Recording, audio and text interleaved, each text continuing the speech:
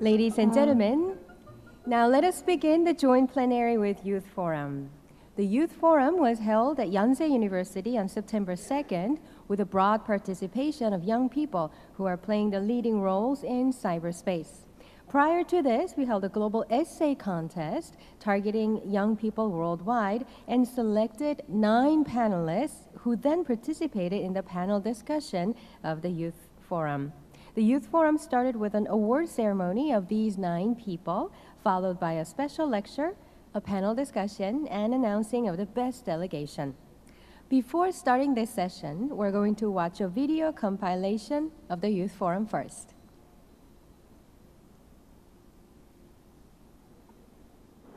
The first place award is presented to Christian Samora Hayen for presenting outstanding ideas.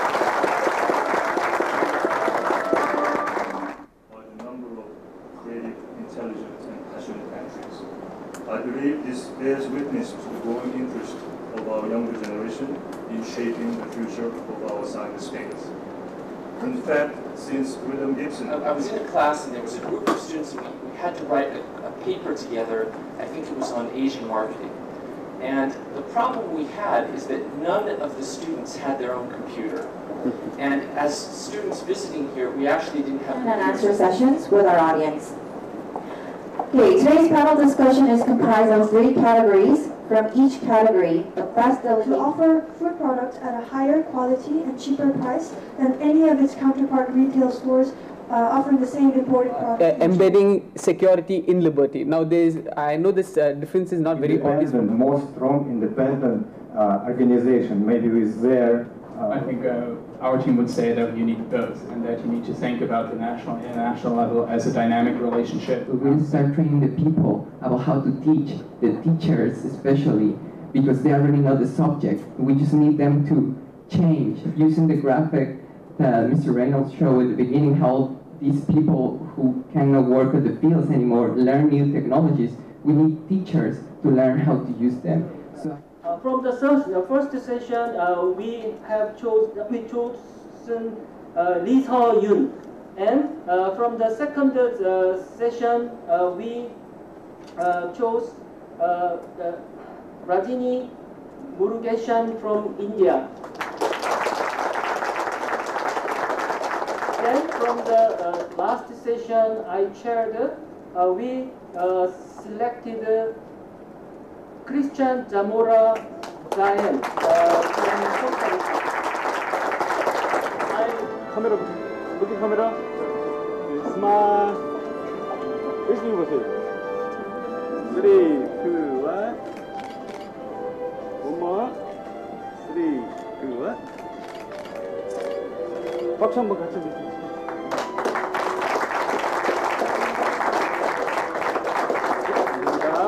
In Seoul. For those who took a long way to come to Seoul to attend this forum, I wish particularly a comfortable trip home. Thank you so much. Have a nice evening. Thank you. Thank you very much, Ambassador Coex. Thank you. In the joint plenary with Youth Forum, we will hear from keynote speakers and Youth Forum speakers as well. All speakers are given 7 to 8 minutes for the presentation, and we cordially ask you to keep the time. And if you could look at the screen now, you can share your questions and opinions in real time during this forum. For Twitter users, please also tweet using the hashtag shown on the screen. It is #SeoulCyber_youth. Thank you very much, and it is now time to invite our chair. Professor Chung Tae-myung of Seonggyungwan University will serve as moderator for this session. Ladies and gentlemen, please join me in welcoming Professor Chung.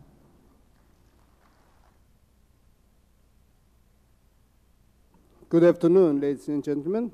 My name is Tae-myung Chung, and I'm the moderator for today's session. Then I'm a faculty member at Seonggyungwan University teaching computer science, and I'm also serving as the chair of the advisory committee for this Seoul Cyberspace conference. Then I'm really glad and honored to moderate this very valuable and meaningful session today. Then as we all know, we are here to hear the best presentations at Youth Forum. This joint plenary session composed of two parts. In the first part, I will introduce two distinguished keynote speakers who will deliver their message to young people for the topics related to the young generation, vision for the future, the role of youth, career path recommendation, and expectations.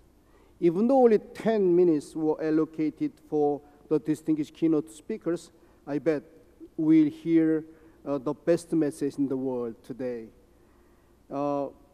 Then the first three best presentations from the Youth Forum and the comments by two distinguished panelists will be delivered. Ladies and gentlemen, it's my honor to introduce the first keynote speaker, His Excellency Dr. Alejandro Cruz Molina. He is the Ministry of Science and Technology from Costa Rica. Previously, he was with academia over 30 years and was president of the Costa Rican Institute of Technology. Why don't you join me to welcome him with a big round of applause.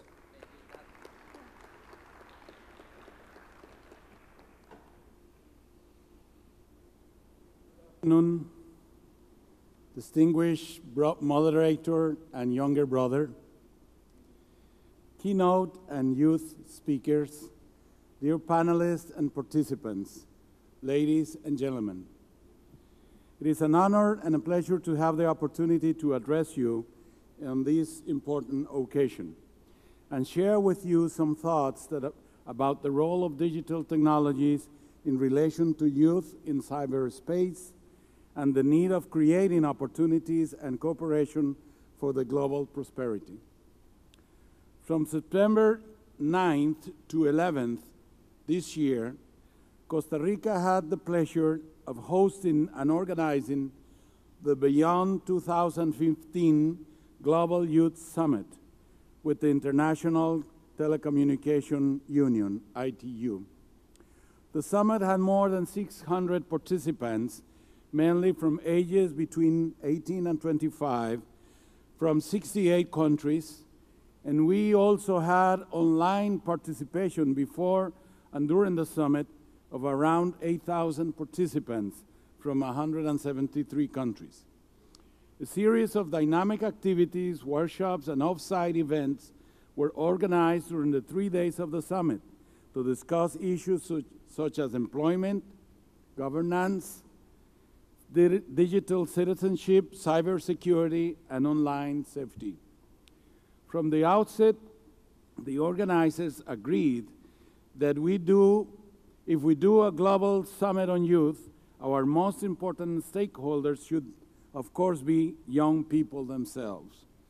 This was a break in tradition, since usually high-level ministerial and government people are given the spotlight. Young people have been calling for an avenue to express their opinions within bodies like the UN, and we wanted this event to be a showcase of how to make this possible.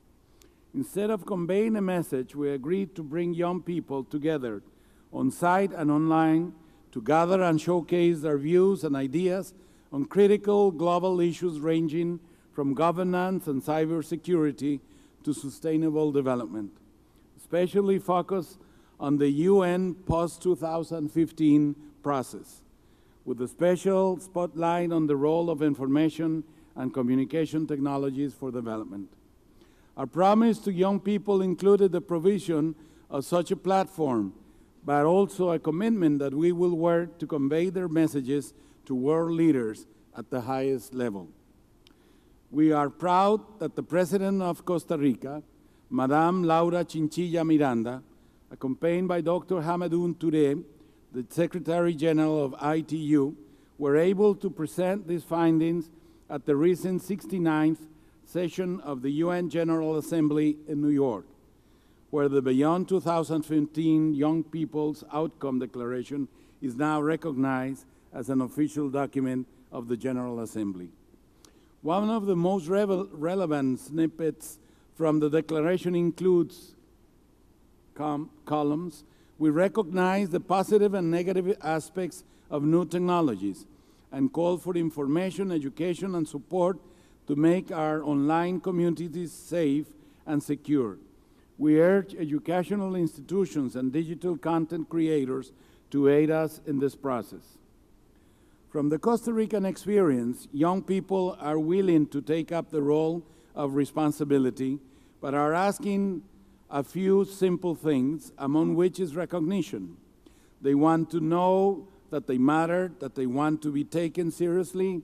They seek a means and an avenue to influence change and,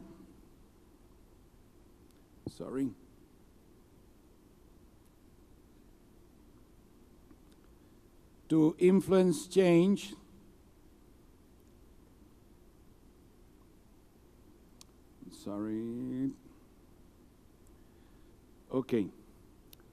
They seek a means and an avenue to influence change, and they seek status, granting them these claims with only strengthening the position of policy and decision makers, giving them increased legitimacy and respect. Young people are telling us that they believe beyond 2015 can be the beginning of a new global inclusive dialogue, leading to a world where information and communication technologies can overcome the major development challenges of our time, creating new opportunities for young people everywhere. We intend to take on board their concerns and ideas and to continue to engage them in shaping and implementing international ICT policy. Last but not least, let me congratulate the 3 young speakers whose essay has been chosen among many that participated in a competition previous to this meeting. Lee Soo-young from Korea, Rajini Murugesan from India, and Christian Zamora from Costa Rica. Their contribution to this conference is a breath of fresh air from the young people in relation to how they see the world of cyberspace, its challenges and opportunities. Also, I would like to congratulate and recognize the organizers and all the people involved in the preparation of this event for the hard work in setting up everything together in order to allow us to be here today. Personally, I feel deeply enthusiastic to be part of this encounter, and I hope that the conclusions to which we will arrive at the end of this meeting will be as productive as can be, so that we can contribute with the development of our countries through the use and access of technology. Sankam Hamida.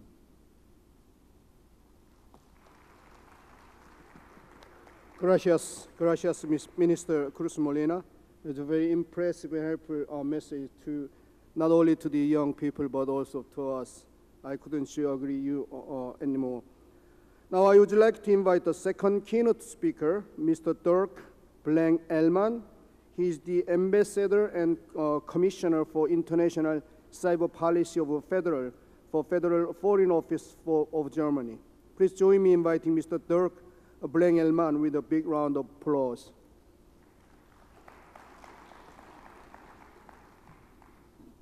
Good afternoon, and let me thank our hosts for organizing this joint event of the Plenary and the Youth Forum. Giving the lunch break, it's not a full plenary, but nevertheless, I think this idea of a combination of the Plenary and the Youth Forum is a good idea. And for some in the Plenary, I'm a new face because I only started my job a few weeks ago. And some from the Youth Forum may perhaps ask, what is a Commissioner for International Cyber Policy all about? This is perhaps, to make a long story short, mainly 2 parts. It's the internal coordination in the Foreign Office, because when you look closer into it, you realize nowadays there are many people who are doing some part of cyber. So you find them in the education department, you find them in the defense department, etc. So everybody has a bit of that share called cyber policy. And then, as Commissioner, You're also in charge of coordinating positions in the international organizations to have discussions, consultations with other countries and members of the so-called multi-stakeholder process. I also deal with issues related to the protection of data. I also deal with issues related to the business side of this. This includes capacity building. And as we have seen over the last years, there has been so much development in the economy coming from that side, from the internet, that you really can speak about a net-based economy today. And that is probably what is most interesting for you, because this is where your future, where your job opportunities, your business opportunities will be. For us in the Foreign Office in Berlin, it's also important to see the nexus between the internet and human rights, freedom of expression. So for us, it's important to say that offline or online, we believe the same rights apply, the same set of laws should apply, including the international law. You have heard over the last 2 days an interesting debate about the future of the internet, its potential for development, but also about the risks and challenges which may be to tackle with. And there's also a debate about a balance, so to say, between the human rights, the freedom of and in the internet, and the sovereignty of states and the responsibility of states. And we've had over the last few weeks the impact of the Snowden revelations, and I can tell you that in my own country it has always been important to have protection of data and what we call privacy, and we take very firm positions on that. We, Germany, believe it's essential to safeguard the open and free character of the internet. And we actually don't believe that there's a contradiction between freedom and security, so to say. Actually, security in a particular sense, the secure storage of personal data, is an important feature for us when it is about safeguarding freedom.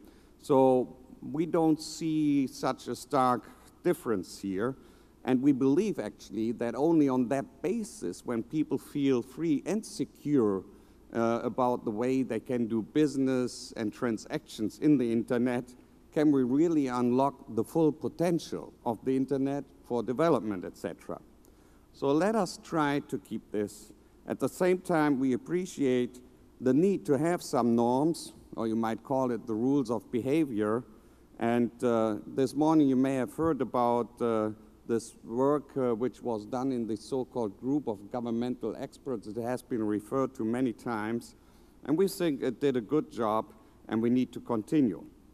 The debate we are having also risks more, because there is already some, fragmentation of the internet. I'm not talking now about individual consumer or customer decisions who may buy local offers, or the government giving local or regional support to the ICT industry. I'm rather more talking about the risk of creating artificial borders, and then again we could not unlock the potential which the internet might offer. Nobody today can guarantee security or advanced development of the internet on his own. And it is for this that we believe that we truly need a multi-stakeholder process which does involve all states, but the whole society and business, etc. And with an open mind on how exactly to define that interaction. We have heard some key words for this over the last 2 days: multilateral, democratic, transparent. But in essence, I think it is to keep a free and open internet, and that needs some more work over the next 1 or 2 years.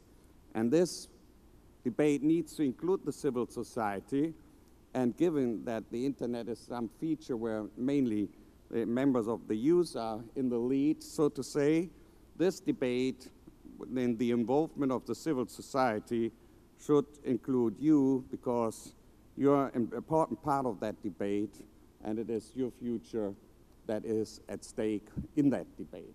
Thank you very much. Thank you, Mr. Blank-Elman, for your thought-provoking and impressive message to us. Ladies and gentlemen, now we are ready to start the main game of the joint plenary session with the Youth Forum. Designing the Youth Forum, which is the first attempt of the 3 consecutive series of Cyberspace conference, we had a few objectives in mind. First of all, we intend to give young people opportunity to think more about cyberspace, opportunities, threats, and cooperation. Secondly, by having this kind of program, we thought that we can improve mutual understanding between the older generation. Minister Cruz Molina suggested it's not older generation, it's older people in young generation and younger generation. In fact, the current cyberspace will be sooner or later their playground, and sustainable growth depends on them. The third reason is to learn from younger people, their ideas, thought, philosophy, and their view of current cyberspace. So we started to prepare the Youth Forum with the global essay competition, and surprisingly, we found that 297 papers were submitted from 54 different countries during the period of January to June for 6 months. Among them, we selected the best 9 papers for each of the 3 topics: economic growth and social culture, cultural benefits, and cybersecurity and cybercrime, and capacity building. The 9 winners presented their ideas and thoughts at the Youth Forum, and the 3 best delegates were selected. The best 3 delegations will be presented here in this joint plenary session today. In fact, this whole process was designed to provide a platform for youth to discuss and share innovative ideas on a wide range of issues related to cyberspace. Also, we have 2 distinguished panelists. They will give comments to the presentations. They're experts who made great contributions and successful careers in cyberspace as well as the real world. Okay, before jumping into the main game, please allow me to introduce the 3 best delegates and 2 distinguished panelists to you. Please join me to welcome them by giving a warm round of applause when they are introduced. The first delegation is Ms. So-Yoon Lee from Korea. She was the youngest contestant in Youth Forum, and she worked as a student coordinator of domestic helpers and migrant workers programming at Christian Action NGO Hong Kong when she was a high school girl. She is actually a high school graduate and now waiting for the admission from some of the Korean colleges. And she hopes to work in diplomatic field later on. Here is Ms. So-Yoon Lee.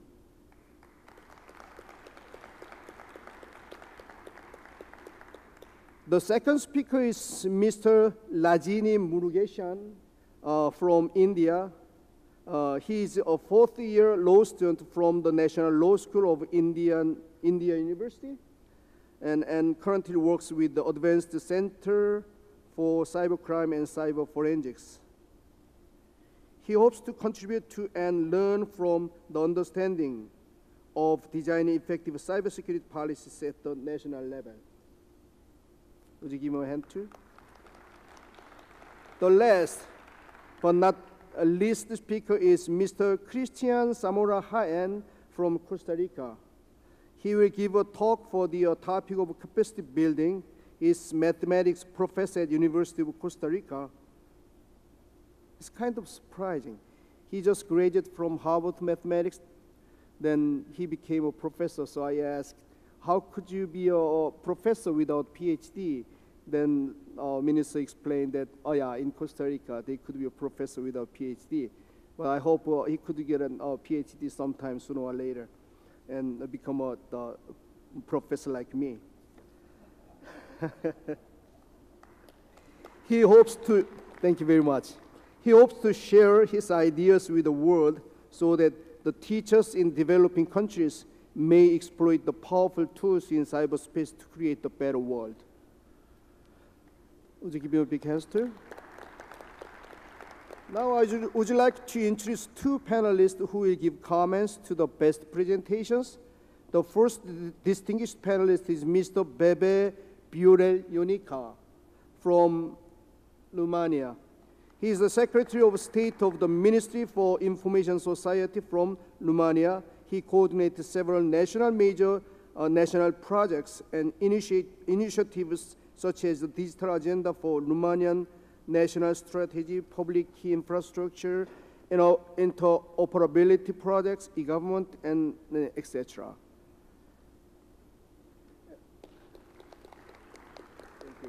Thank you for being here with us.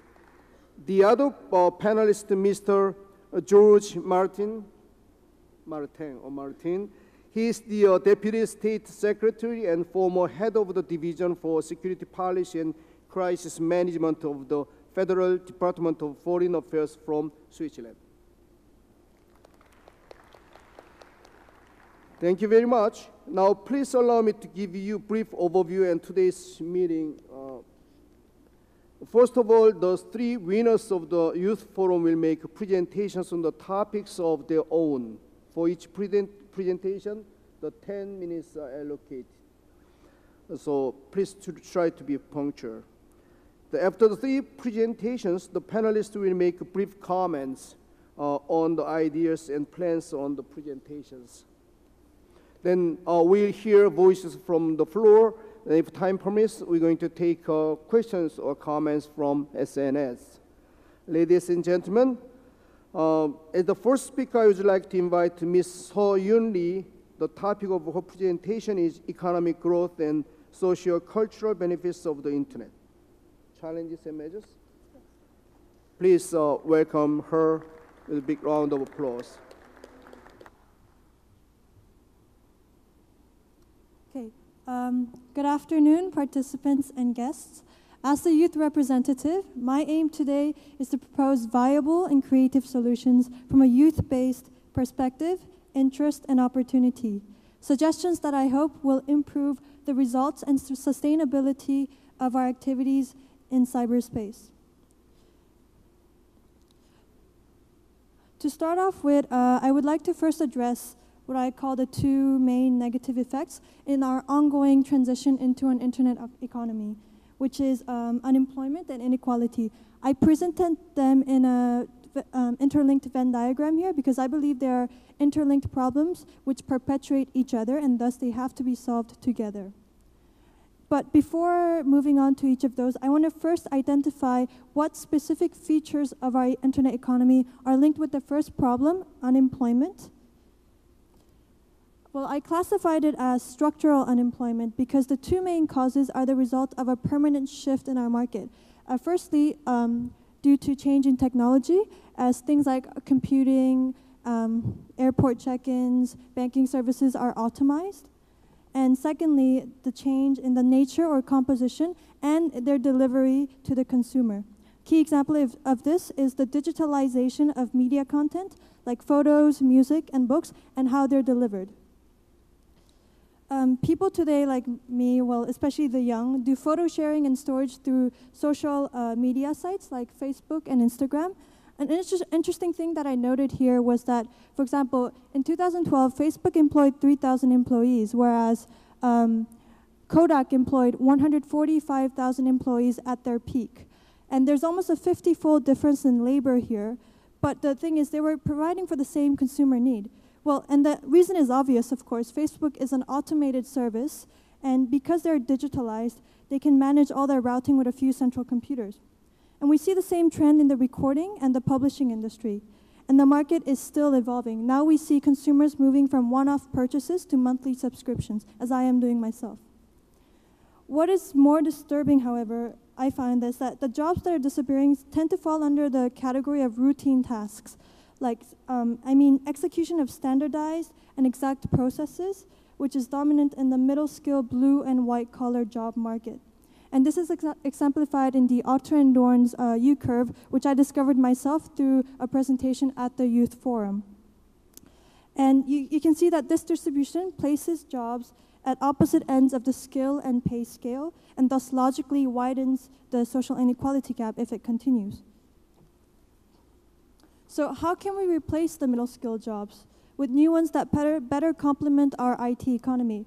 Well, the solution that I thought of was that we have to direct all our investments into middle skill jobs that are centered on human flexibility, tasks that are still far beyond the ability of robotic technology.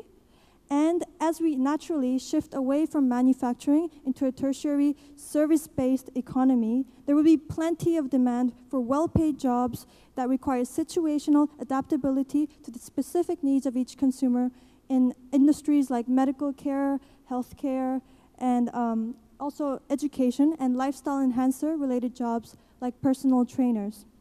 And to do this, we should expand vocational schools, centers for these service-based occupations, and also harness e-learning tools to lower the costs and enhance the education quality. Another feature of the internet economy linked with unemployment that I found is the elimination of middlemen jobs.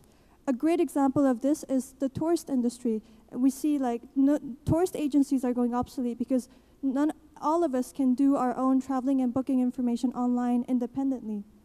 But if we take a broader perspective, tourism industry as a whole is growing, and self-employed individuals running their own restaurants or room rental services in the region can directly reach out to consumers, get real-time price information and market information online, and therefore, and according to a 2012 World Bank study, access to price information by farmers helped to increase their income by 24%, and also cause a price reduction for consumers of around 4%. Individuals and small and medium enterprises like these now have better tools to sustain themselves and their self-made jobs despite the increasingly competitive market environment. And there are now websites like Open Entry, which provides a free e-commerce platform for anyone to set up their own online store or Facebook shop in less than 30 minutes from their mobile device or computer. And this one is an example that I took from the front page, and it's a page set up by the National Handicraft Association, providing direct revenue for grassroots artisans in a town in Nepal. And as we can see here, there's huge opportunity for those for harnessing the grassroots entrepreneurship and giving help to those at the bottom of the social ladder. Internet connection itself, well, at least in urban areas, is not a privilege just for the rich, as some predicted it to be in the past. Especially as we shift from web to mobile, this is especially true. Silicon India recently reported that there are 7.3 billion active cell phones by 2014. And you don't need a $600 smartphone to access the internet. Small, cheap mobile devices that rickshaw drivers, market vendors in developing nations already have can also access the internet with Wi-Fi. And the risk of what we call a digital divide in the near future, I believe, lies in the use of that technology and the efficiency to it. What is needed, I believe, is education and user awareness of e-commerce tools at the grassroots level to lift the potential entrepreneurs out of poverty. The public and private sector NGOs can forge partnerships to do this, send out volunteers who can teach how to effectively use these e-commerce tools for business, simple but powerful programs and technical assistance for setting up e-commerce channels, as well as employing already successful models. One model that I want to take an example of here would be something I witnessed on Tmall.com, China's Tmall.com, where all the consumers, they pay a small deposit on their order, and that way, the suppliers can very accurately estimate the size of the order and will accordingly decrease the price as the size of the order increases, and therefore making them more price competitive compared to markets in the physical world. So that's just one example. We've discussed the conditions and possible solutions from a grassroots mobilization of IT technology. Well, how about the IT industry itself? The core powerhouse that makes our economy run today. Or perhaps a question that I'm really interested in is, how can we set out the conditions to bring out the next generation of Bill Gates and Steve Jobs globally? Well, to start off with, I decided to create a simple pyramid breakdown, a very simple one, as you can see, of the IT services industry. At the base, we have the two key players, the ISPs, the telecom companies who provide the internet infrastructure, and then the device providers. Well, and I believe that this, at the base, some developing nations still have yet to tackle this base level, and I think partnership with the private sector can make this process a lot more effective and faster. However, they should also apply appropriate government regulations to prevent monopoly or price control in the future. And at the top of the pyramid is all the interesting stuff. All the rest, the creative application of mobile technology in the software business. And according to a 2012 Global IT Services Industry Analysis published by Lucentel, the IT service industry holds significant opportunities as IT spending in healthcare, retail, and transportation sectors increase. And it's forecasted to reach an estimated $1,147 billion in 2017. North America currently has a very sizable 42% chunk of this global market share. And I think we should definitely start to focus on growth of the IT services industry in the Asia-Pacific region as well, especially India and China, who are the main outsourcing of IT skill and labor today. And we need this kind of localized distribution of IT service industries because for business success in different countries with different cultures and different consumer needs, you need that. And we see great examples of it, of foreign firms trying to enter China and enter the Chinese market, but failing. And yes, we're in an age of globalization, but the best win-win solution, I believe, is not a total immersion into one regional IT services industry sector, but cooperation with several. While government-backed spending contributes enormously to IT investments, I believe that it is equally important to invest in the future, invest in creating the IT skill and labor pool to meet the new demand. Well, simply put, we have to look long-term and invest in education. We have to invest in the future human capital through youth empowerment. The creation of future leaders and participants in both the global and domestic industry.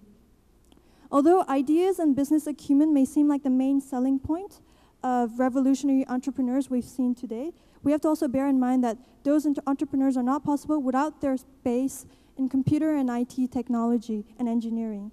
The government, I believe, should use various financial schemes to support these computer science and IT students. But we should also keep in mind that our goal is not to create a technically capable workforce. Our goal is to create entrepreneurs who are capable of testing out innovation and setting up the next big IT businesses. This means we need to subject these students also to business entrepreneurship training programs as well. And the next step would be to make strategic investments. I'm sorry, I didn't go on to the next slide. Strategic investments that focus on increasing access to capital and risk management for these high-growth business startups. And perhaps moving towards the main goal of creating regional entrepreneurial ecosystems that will be capable of independently supporting and fostering the next generation of IT service innovators. And some of these students, I believe, will become a reliable inside partner in the policy guidance process by international bodies or other countries regarding the implementation of the internet economy. Since they are domestically based, they know, they can identify the unique opportunities and threats of that the internet has for their country at that specific stage in their economy and stage of internet penetration. That this technical competence will make the cooperation much more productive and informed enough to create specialized and localized models. And a one-size-fits-all approach in the guidance of an internet economy's implementation could mire the nation in what is supposed to be transitional problems like unemployment. And stepping away from the economic focus to the purely social interactions on the web, we see that the internet is a powerful platform for putting more ideas in circulation.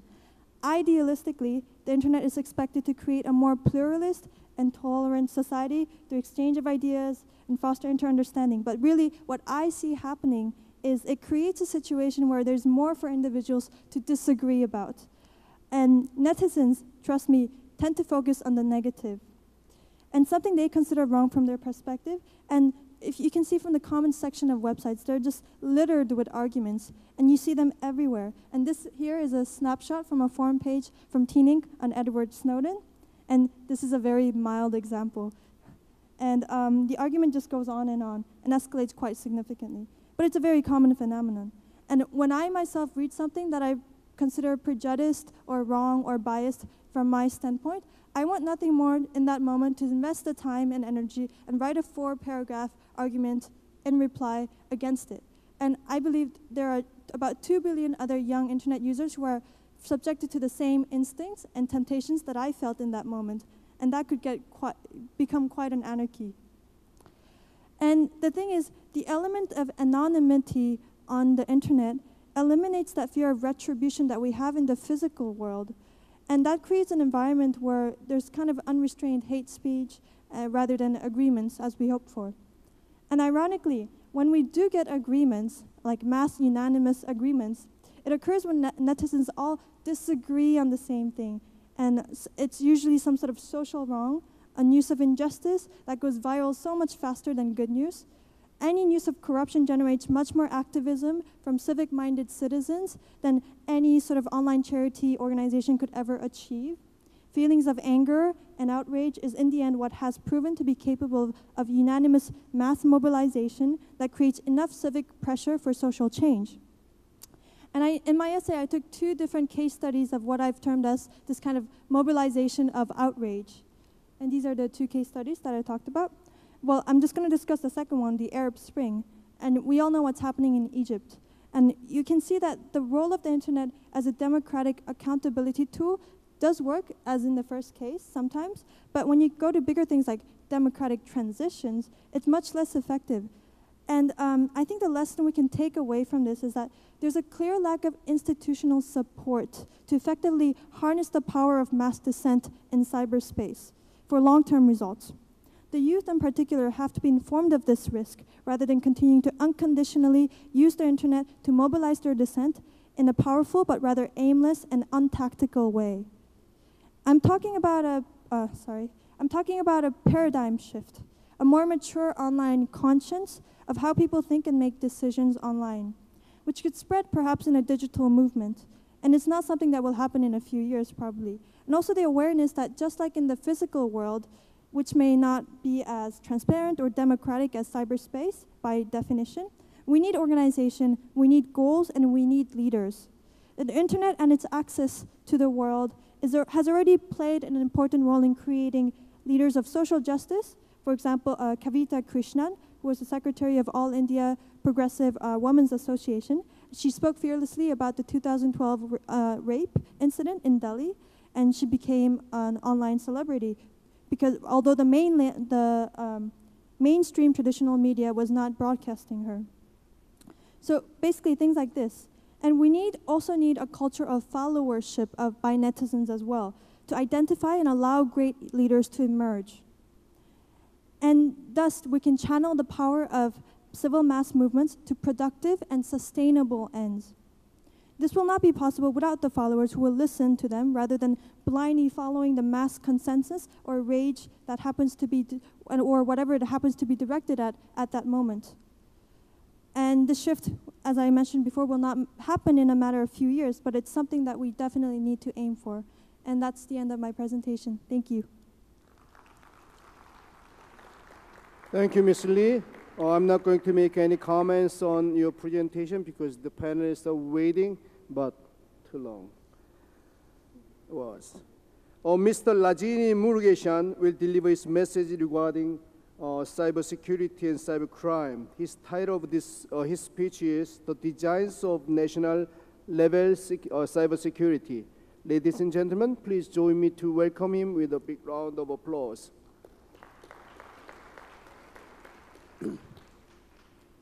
Good afternoon, ladies and gentlemen.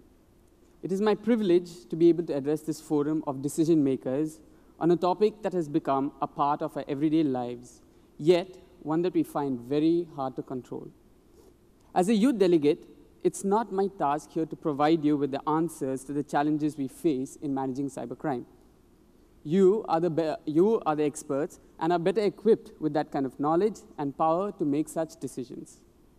But what I shall take upon myself, albeit a difficult task, is to attempt to present to you the voice of youth, a voice we often fail to hear in the issue of cybercrime, a voice that you know you must not neglect, but you often do, a voice, even though ignored, will come back to haunt you.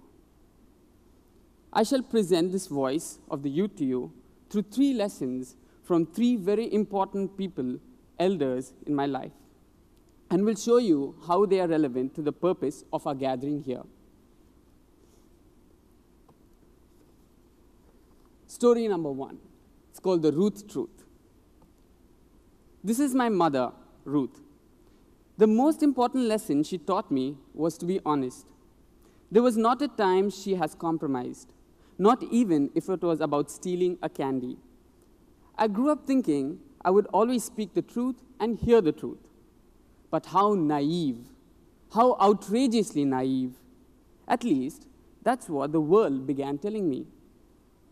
But being naive certainly has its benefits.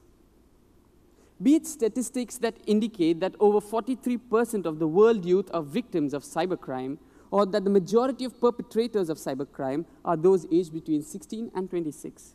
The youth have inevitably become significant actors in cybercrime. Policies can no longer choose to remain silent. And if these policies choose to rise out of their slumber, it would be self-defeating to act with fury in hopes of repressing these perpetrators. This is where truthfulness, though not a publicly discussed strategy, becomes an indispensable tool in addressing cybercrime and youth. By truthfulness in policy making, I imply a broad definition, one that reflects realities, one that will not compromise to individual interests, but primarily one that justifies itself independent of political interests. Right from the French Revolution War to the revolutions in the Arab Spring, youth have been the most consistently sensitive group to the actions of governments. Being honest with these key stakeholders can go a long way in building consensus and sustaining any action plan on cybercrime that you formulate and wish to implement. For instance, India does not define cybercrime in any of its laws. This non-definition, or in the existence of one, its vagueness, is a classic example of untruthfulness by way of silence. The implications of this silence are so grave that random arrests have been made based on comments based on social media, and the state has begun to wield arbitrary powers that often escape due process. This is a dangerous line to tread. And considering that social media comprises largely of youth, we are subjecting a young generation, a generation that remains conscious of a civilization, to peril that are damaging to our core democratic values.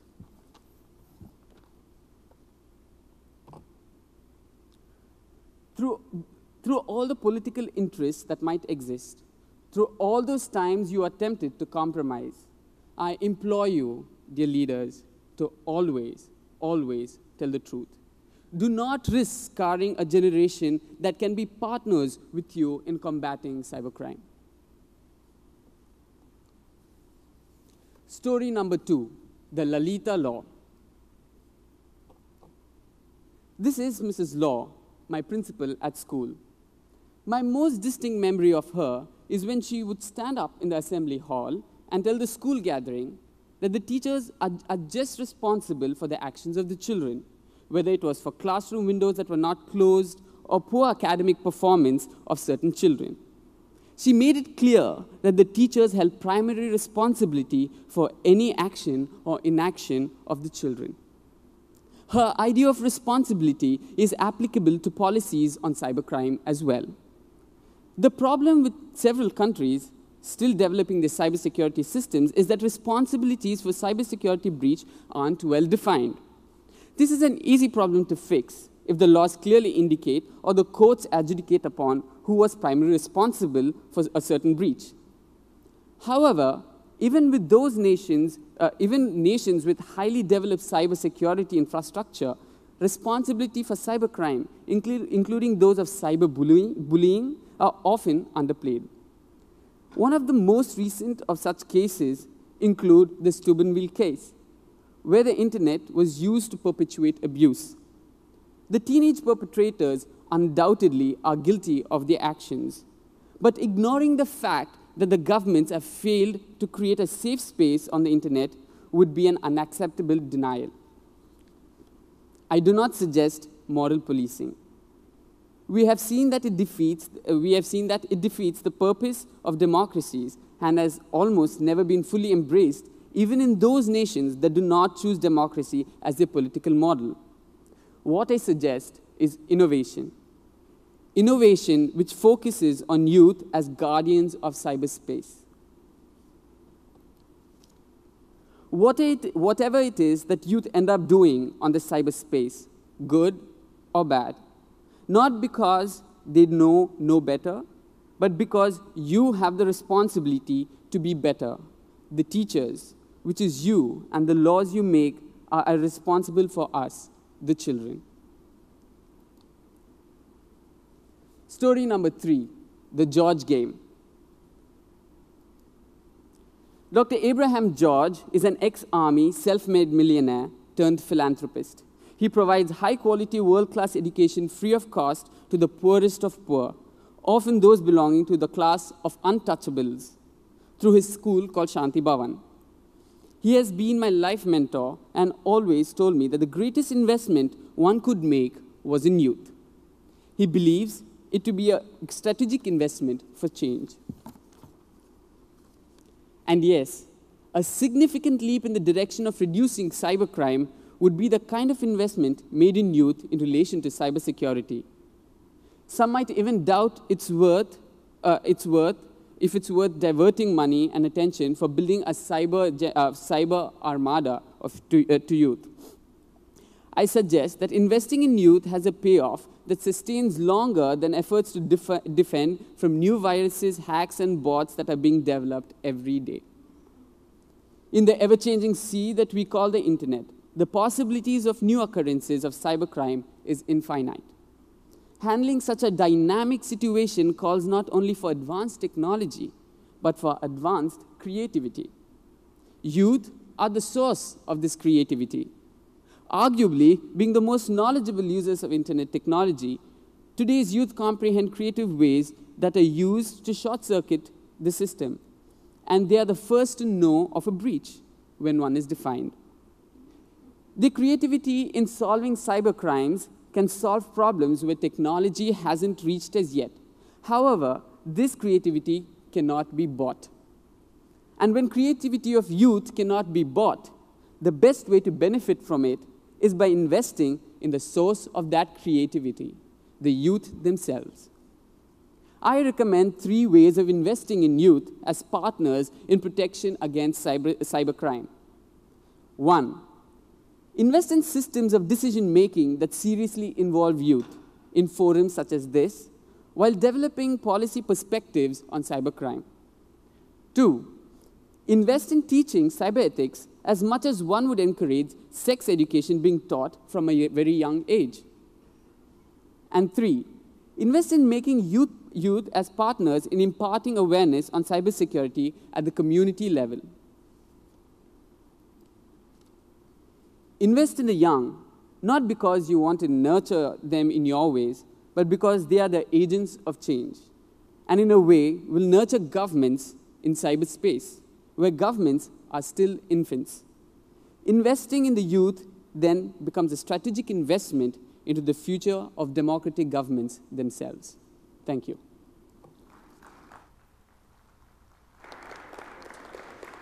Thank you very much, Mr. Rajini Murugesan, for your well-prepared presentation. The last presentation will be given by Mr. Christian Samora Hayen. The title of his presentation is Capacity Building in Developing Countries Through a Guided Online Education. Please give him a big round of applause one more time. Okay. Thank you very much. First of all, thank you to the organization for inviting us. It's a great opportunity. And thank you to the audience who is dignifying us by staying here. I have a question. Why, if the world is so connected with the internet, not everybody knows about everything? Why not everybody knows English? Why not everybody is good at math? Why not everybody knows cooking or engineering? And I think sometimes, and it's something I've been listening in these 2 days, which has been wonderful, we miss something very, very important. And it's, we forget about teachers. Internet is not enough to change the world. Internet is not enough to build capacity in countries, especially developing countries like Costa Rica, where I come from. So we miss that. And I keep hearing about like more connectivity, more access to the internet, smartphones, computers, and all that stuff. And sometimes we just forget that people is going to use that, but they need to know how to use it. So I had the opportunity when I was in high school, my last year, to see that we finally had a computer lab. We had computers and we had internet and everybody was happy. And I came back after college and we are still a really bad high school and we don't use that resource and the computers are there just to check the email or now Facebook. Such a powerful tool and we just don't use it. I mean, what's the point? I mean, we can be connected and we can all have internet, but we just forget about that. Like, we need teachers. We need the human part, and that's what I'm so happy to be one of the last people speaking, because we can like remember online cyberspace, but after all, we're humans, and there is a human part to all of this, which is necessary to actually succeed if we want to like develop countries. Education is key in capacity building. Even like the definition that the United Nations give, say education, knowledge, wisdom. So we need to know how to use the things. It's not enough just to have them. And as many people have done, I will do it as well, Korea is a great example of that.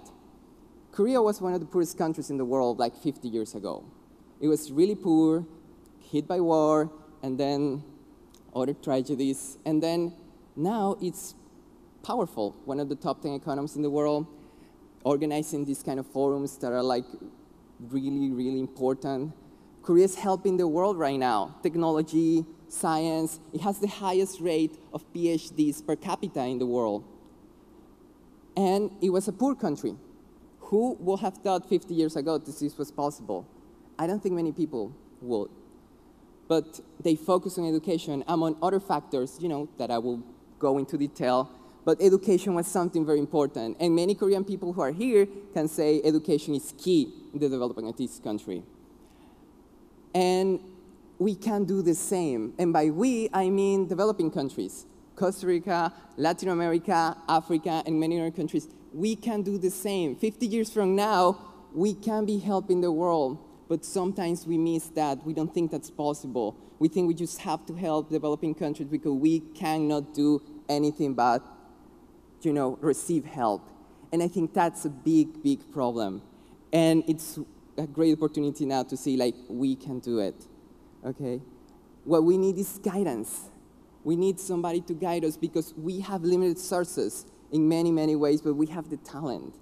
There are online initiatives like EDX, which is a great website that is created by, like, it was initiated by Harvard and MIT that has online courses. Maybe some people know it. If you don't know, go. It's great. But it also means that part. It's like, okay, you can go and take an online course, but you need more than that because there is nobody there next to you telling you, hey, you're doing it wrong. That's now how it's done. That's problem. Also, People's Open Access Education Initiative also goes by that. Great website, but it could be better. We can do better than we are doing now because we're missing that point. We're still poor. I mean, we haven't seen any significant progress in developing countries, like in the last, 10 years, 20 years, even with the internet. So we're missing something, and what I say is like, maybe that's what we need. We need to design our future. A great example is done by,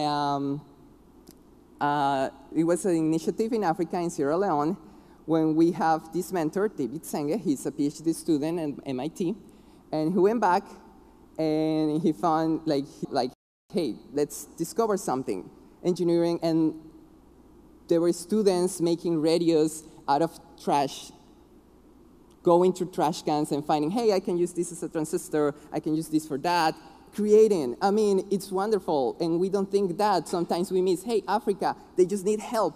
They can do anything by themselves. That's such a lie. We have the talent, but sometimes we miss that point.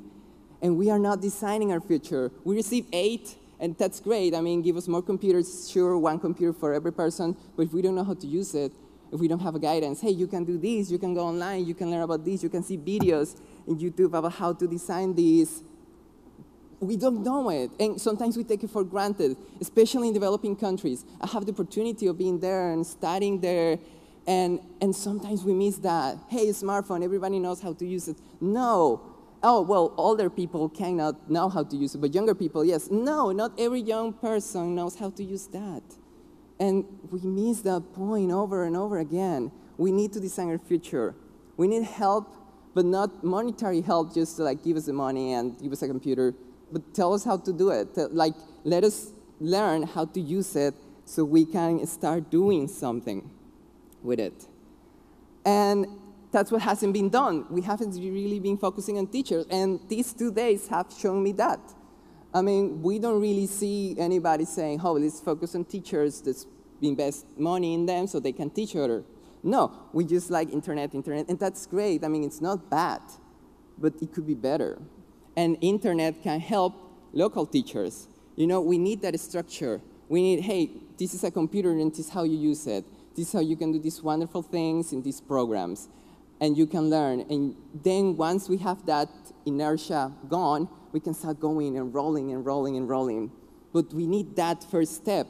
We haven't been focusing on teachers. Okay, and that's something that also relates to some ideas from other essays in my session. So for example, the group from Philippines suggested to hand down IT knowledge. So we cannot just expect that everybody will learn how to use computers. We need to go guide them and let them know, hey, this is how to use it, be careful. Related to the points that Regina was making, we cannot just go and expect the people to know what we are responsible. We need teachers. Students alone cannot learn. That's why they're students, and we have to be teachers. We need teachers. And also the idea from the group from South Korea suggested this be a free supply, which is a possible suggestion. You know, try to supply those resources, and then we can go and work on professors who can learn and teach about their use. So my suggestion to the people who are here, which is people who care, is let's try to put some money on teachers. Because, I mean, it's great, many organizations like the People Open Access Initiative that was mentioned before, they focus on volunteering, and volunteering is great. It has changed the world in many ways, and it's changing the world right now. But we can do better than that. We need some sort of investment. Because, I mean, the reality, and again, many people know this, especially in politics and with the world relations, you cannot really just give with expecting something back. I mean, in an ideal world, that'll be great, but it's not how it happens. So invest in teachers, invest in students, in forms of way for students from developing countries to come back to their countries and help. That doesn't happen. I mean, many students that I met from Africa and Latin America, it's hey, I'm not going back. I mean, I can get a work in Europe, in Asia, in the States for good pay, and my family is more important than, helping the country. That's not gonna happen. Because third world countries, they have these sort of barriers and obstacles, and it's just not gonna happen. So let's try to defeat those obstacles. Let's try to, create an opportunity. Hey, you can go and you can teach and you can have a competitive salary. And what are, what organizations gain from this? What are developing countries gain from this? Because we cannot just go and say, hey, help us just because. And we go back to the Korean point. We can help the world. We can change it. I strongly believe that, and Korea is an example, and this is just a great place to say that. They show it already. 50 years ago, this country, nobody will believe that they were leaders in technology and in many fields, but they are now. And we can do it. I believe any African country has such talented people, Latin American countries, and other developing countries in the world, in Asia, for example. They have it, but we just need like that interest. And then we will help them back, you know? Help us now, and then we will be able to develop new technology. Who knows what will be the key technology in 50 years from now, if we are still alive? Who knows what will be the next discovering science in health, and it can come from us, but we need that guidance. Okay, we need that, and that's what I suggest to the people here. Who cares? It's like, hey, let's do that, and everybody will benefit. The world is so interconnected, and internet is that great example, so we can still do that. And again, as I say, volunteering is not bad.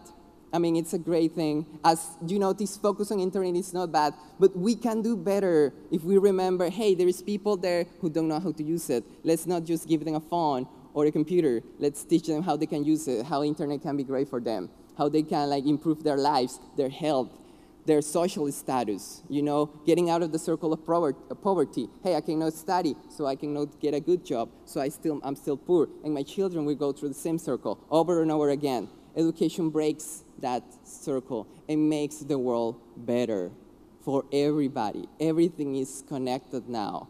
And it's just scary to think how connected we'll be later. How if one economy crumbles, it will bring a lot of others down. How if one war happens, it will affect other countries far, far away.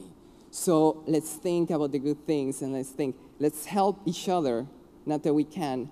So later, these people who now, they don't really have these new discoveries, will make them later. And I think it's possible, not just because I'm idealistic, but because, you know, it has happened before. So we need that. And monetary return will be great. We cannot just expect people will be nice and do it. We need something for them to do it. They need to eat. Eating is important. And many people just, you know, will not act out of a good faith act.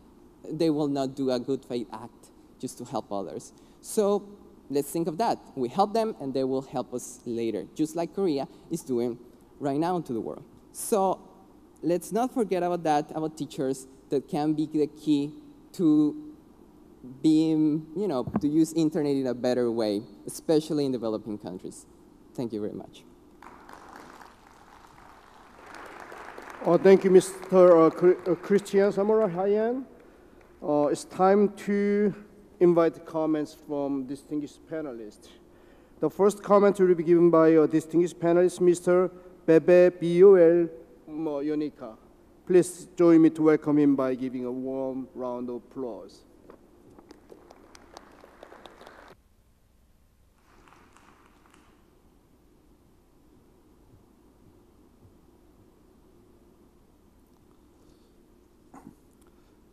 Good afternoon, ladies and gentlemen. For starters, I would like to congratulate the Korean government for impeccable organization of the Seoul Conference on Cyberspace 2013. I carefully watched the presentation of the three young, Sun-Yeon Lee, Raini Murugeshan, and Christian Zamora Jean. And I must congratulate for what they created and wrote. Your ideas are full of content, generous, interesting, and I hope that they underspring to the future construction of free and for all cyberspace. Romanian government and the young people of our country, as part of European Union, supports generous ideas and policies that have emerged during the expose of the conference. I believe that young people should be actively involved in regulation, the use and protection of cyberspace, so we can create a cyberspace free and useful for all. Once again, congratulations to the organizers.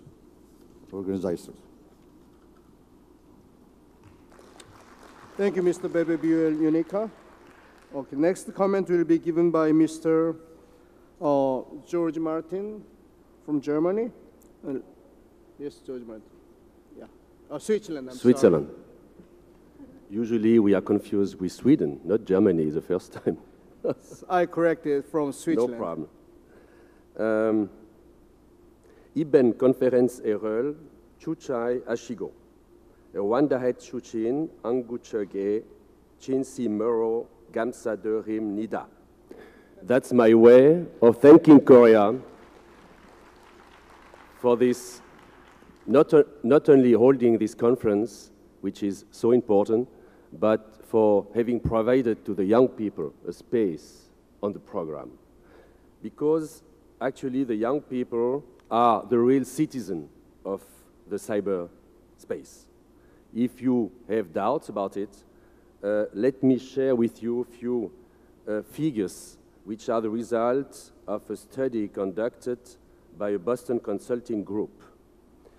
They asked representative young people in United States and Brazil what kind of lifestyle habits they are ready to give up for 1 year instead of internet. The results are not so surprising. Fast food, 80 to 90% of the young people are ready to give up for internet for 1 year. Satellite navigation, chocolate, but I'm afraid that they didn't specify Swiss chocolate. Maybe the result would have been different. There is only one thing, aside of shower and car, where the young people are not ready to give up for 1 year instead of internet. Since 10% of Brazilian up to 35% of Chinese, they don't want, or the opposite indeed. 90% of Brazilian and 70% of Chinese are not ready to give up sex instead of internet. Now, more seriously, I agree fully that education is a door opener for capacity building, as Christian has said in his presentation. And I couldn't agree more that money alone will not do it. What you need to do is empower the ones that have access to this new technology in order to make sure that knowledge is spread. But at least so important is having the skills and knowledge to exploit benefits and opportunities that go along with these new technologies. Let me give you a quote of Mr. Schumacher, who is not the one you may think. He is actually an influential economic thinker, and he said, "The gift of material goods makes people dependent, the gift of knowledge makes them free." ICTs have increased the potential in terms of growth, innovation, sustainable development, locational benefits, and future viability to the benefit of our economy as a whole. However, while these changes are creating enormous value, it is putting some players under acute pressure to adapt, as it has been said. What can we do about it? Educated or re-educated people? One of the areas where we have a skill shortage is in the information and communication technologies, and in particular in the security industry. This means that the security industry field will experiencing a big bang. Cryptology, coding, codification will become an integral part of the digital world of the next decade. Last but not least, few words on the issue of cybersecurity and cybercrime. There are general risks and challenges as well as specific use-related ones. The internet provides innumerable possibilities for growth among children and youth. However, the downside of this development is that new ways of operating and behaving on a social network device bring about new kinds of risk and vulnerabilities. Internet provides a potential seat for abuse of children and adolescents. Among the general risks and challenges, property offenses, cybercrime are growing dramatically. The response to face all these challenges certainly is more cooperation at international level because it is crucial, but progressing, as we know, quite slowly. A first positive result is the Convention on Cybercrime issued by the Council of Europe, which we should promote as it contributes to a more effective, coherent, and coordinated fight against cybercrime. We also welcome the efforts in different regional organizations to define confidence-building measures. From outside, we are engaged in order to achieve a positive outcome in the OSCE. Confidence-building measures in cyberspace can contribute to international peace and lead to the reduction of misunderstanding as miscalculation. Further, we stand for and foster a stronger global framework in order to deal with cyber, which is transnational in nature, and promote the applicability of international law on cyberspace. My conclusion, if the youth of today is born to be cyber, you should never forget that you are still also born to be free, free from any violation of any kind. You will have in the future to fight equally for a cyber which will remain open, secure, and of course respecting of human rights and of concepts like my friend Dirk said at the beginning, concepts like private sphere and privacy. Thank you very much. Thank you, Mr. Martin. Thank you very much. I really appreciate your well-prepared and presentations and thought-provoking comments. Now it's time to invite your questions and comments from the floor. We don't have enough time, but we can take a couple of questions or comments from the floor. If you have any question or suggestions, just raise your hand. We can deliver the microphone to you. Then you can speak. Yes. The gentleman, please.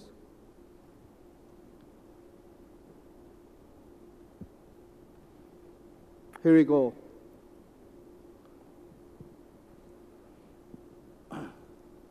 Thank you. I've got a question. My name is Roger Bradbury from the Australian National University. I've got a point to ponder for Christian.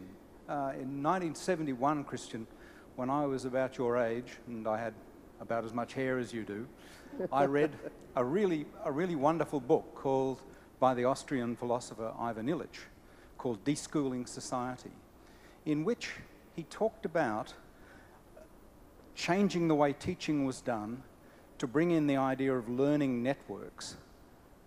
This was well in advance of the internet, but he foresaw that sort of issue. But together with the idea of learning networks, he also talked about a different sort of teacher, that the teaching profession must change. I'd be interested in your comments on that, and I would commend that book to you. Okay. Thank you very much. I will ask you for the name of the book later because I didn't get it too well. Yeah, teaching has to change, and the teacher has to change. So I will put an example with myself that I have tried to change. So I started teaching 2 years ago, and I realized that many of my students were completely invested in the internet. And I decided to try to use that as a resource. To put that example is the famous network of Facebook, which this is kind of ironic, I don't like, but all my students did. So I opened up a site just for the class where everybody will be connected, and right now it has grown out of that to create like a website and a blog and a site. And currently it went beyond the classroom and it went to the whole like faculty, and I was asked for the the chair of the department to like make some noise and promotion. So right now, for example, I have a website with like over 300 people subscribed, and over like whose documents have been downloaded over like 10,000 times just this semester, which started in August, which has shown that has to change. Like and this is teaching mathematics, so which is not like the happiest topic for many students. It goes beyond the classroom because it can allow me to be connected with them all the time. And many professors I met, because they were working as teachers before the internet show up, they're still like resilient, and they think that the internet is just for fun. And it's incredible to see how many professors think that way, that internet is just like a tool to waste time, to procrastination, and it has to change. And if we had more technology, which, I mean, the university I work with, they have like they have computers in the classroom and all that stuff, but not every student has a computer. But with that, we could do more. And the teachers have to understand that, because still the teachers we are creating, at least in my country, which is the only thing I can speak well of, they're still resilient. Even like the teachers who are teaching the new teachers. And until we do that, there won't be a real change. But definitely like the teaching have to change. And for that, teachers have to change the way they teach. But it's hard. I think that's something we have to work really hard. As youth, we have to like start taking those positions so we can have like some sort of like revolution. And I'll get the name of the book later. Thank you. Thank you. Any other questions or comments? Okay, I have a couple of questions from SNS. One of them is, how can we make close, I think, reduce the gap from digital divide? Well, the question probably is saying that the younger people use more internet, and the old people, older generation, not using much. Then also there are some geographical digital divide. Then do you have any idea of reducing the digital divide? Okay, Ms. Lee.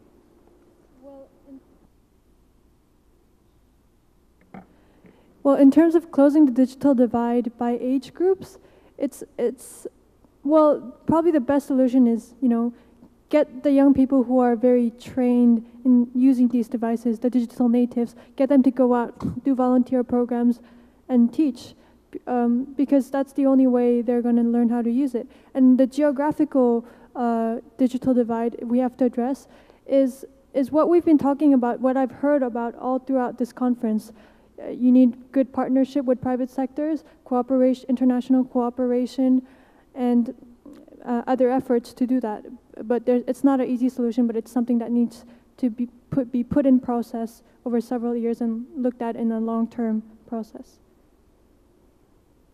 Any other person? I think when it comes to assessing what the digital divide is, first of all, there are many divides in between the young and the old, and like developed countries and developing countries, and so there are different kinds of divides we are talking about here.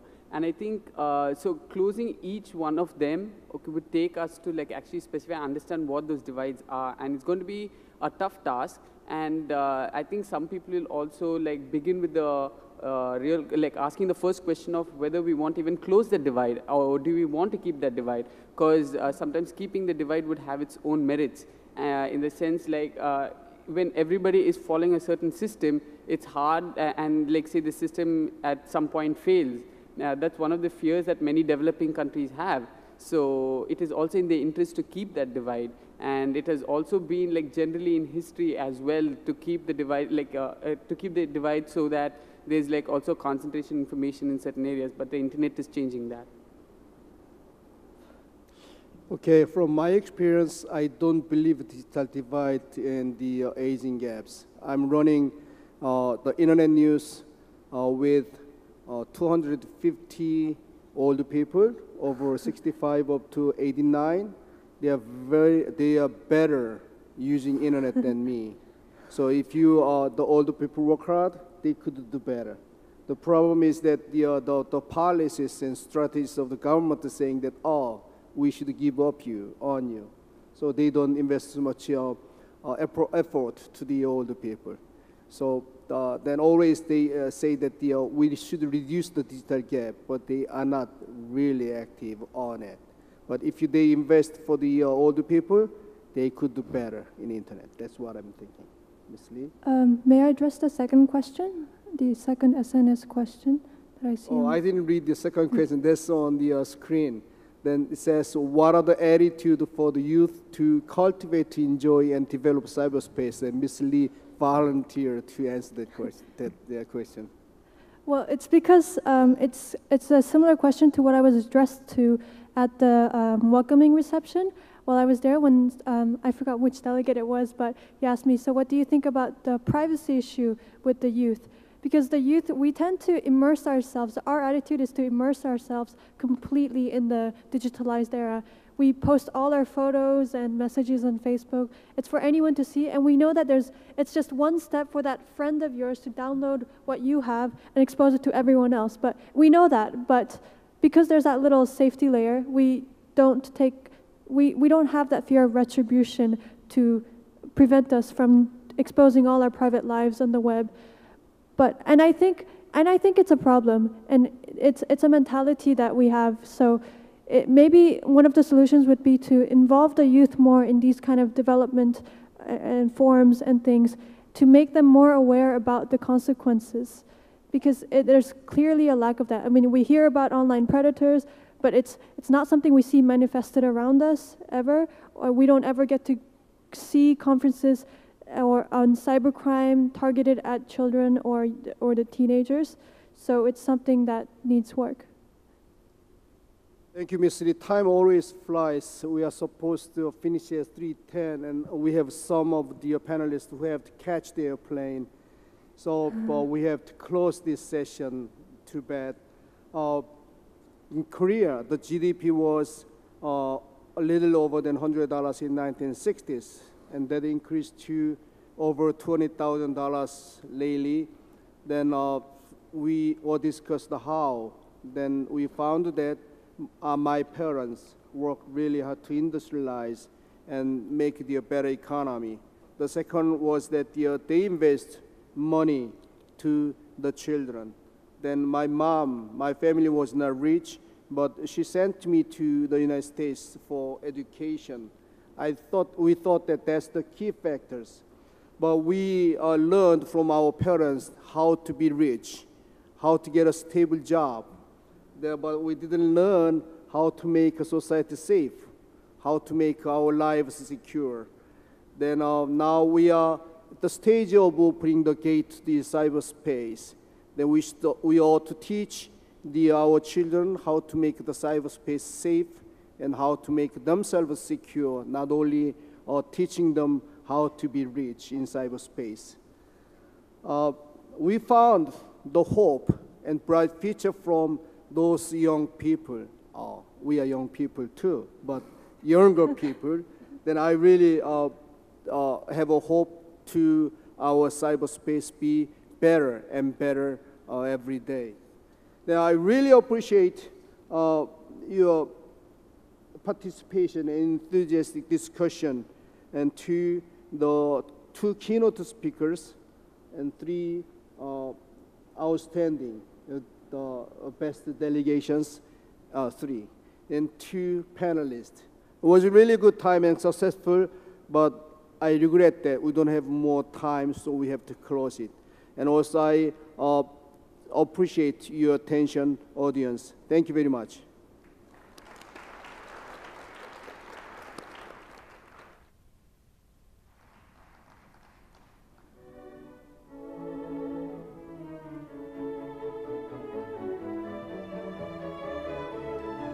Thank you, Professor Chang, all speakers and discussants. This brings us to the end of the joint plenary with Youth Forum. Before we begin plenary session 4, panel wrap-up session, we will have a coffee break until 3:30. Coffee is ready to be served in the lobby. After the coffee break, please return to your seats before 3:30. Thank you.